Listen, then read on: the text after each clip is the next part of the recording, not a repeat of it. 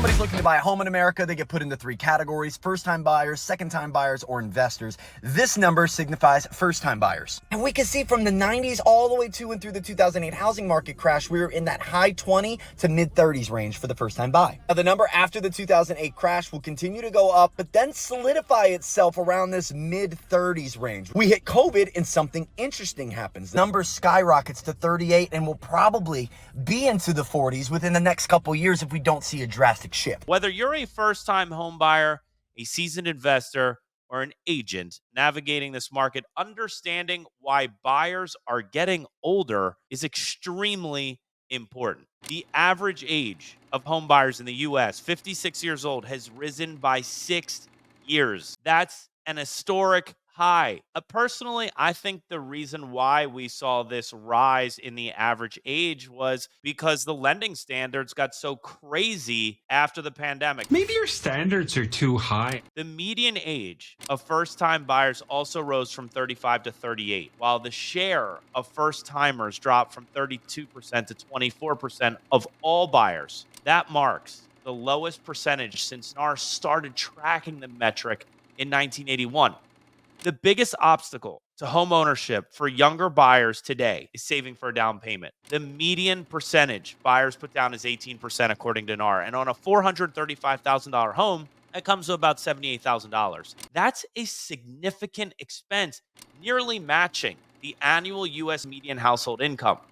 Many homeowners affected by the devastating wildfires in Los Angeles taking their first step toward rebuilding their lives, filing an insurance claim. I'm so sorry for your loss. But as too many Americans know, getting compensated can be difficult. And in California, the system is facing a crisis years in the making. State Farm, California's largest provider of homeowners insurance, announcing in 2023 it would stop accepting new applications, with insurers pulling back. Thousands of California homeowners have been left without coverage. As of this week, the Palisades, Eaton, and Hearst fires have collectively burned over 38,000 acres, claimed at least 25 lives, and destroyed over 12,000 structures.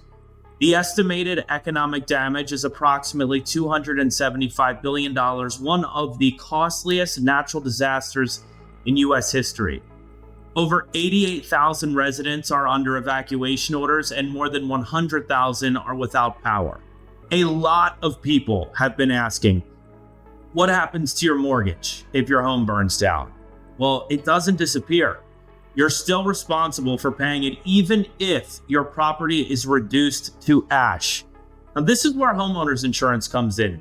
If you have adequate coverage, and unfortunately many don't, the California FAIR Plan often is the only option in high-risk areas, and it maxes out at $3 million in coverage. Now, that's nowhere near enough for homeowners in areas like the Palisades or Malibu. Now, on top of that, major insurers like State Farm have pulled out completely and are not offering new policies in these areas or in Los Angeles. Recent studies reveal New York and New Jersey are topping the charts for outbound migration. This hair ain't moving, my dude. People are fed up with the high cost of living and looking for a change. Now, on the flip side, states like Arkansas are surprising everyone, attracting new residents with job opportunities and affordable housing. Yeah, Arkansas. Who knew? It's pronounced Arkansas, you idiot!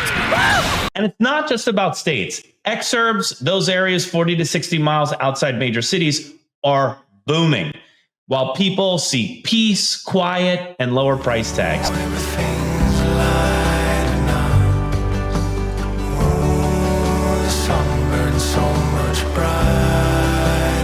Now, this trend isn't random. It's a reflection of the deeper changes shaping our lives today. Now, that brings us to why are people moving? So many young people are moving to Texas because you can buy a brand new home for $230,000. There's jobs everywhere. It's affordable. I spent last week in Texas and it was pretty eye-opening. There's job training in high school. An 18-year-old can graduate, go work at Tesla, make $75,000 a year, buy a house for $200,000. Electricity's cheap, fuel's cheap, no state income tax.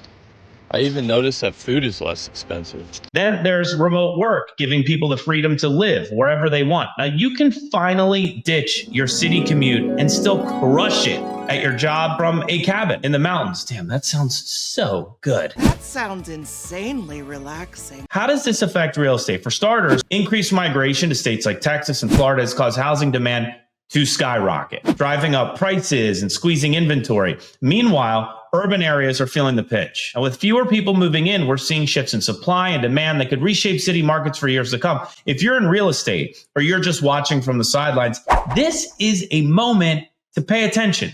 But listen up now. These changes are setting the stage for the next decade of housing trends. The migration patterns we're seeing today aren't just about moving boxes and zip codes. They're about how Americans are adapting to affordability challenges, remote work, and shifting values.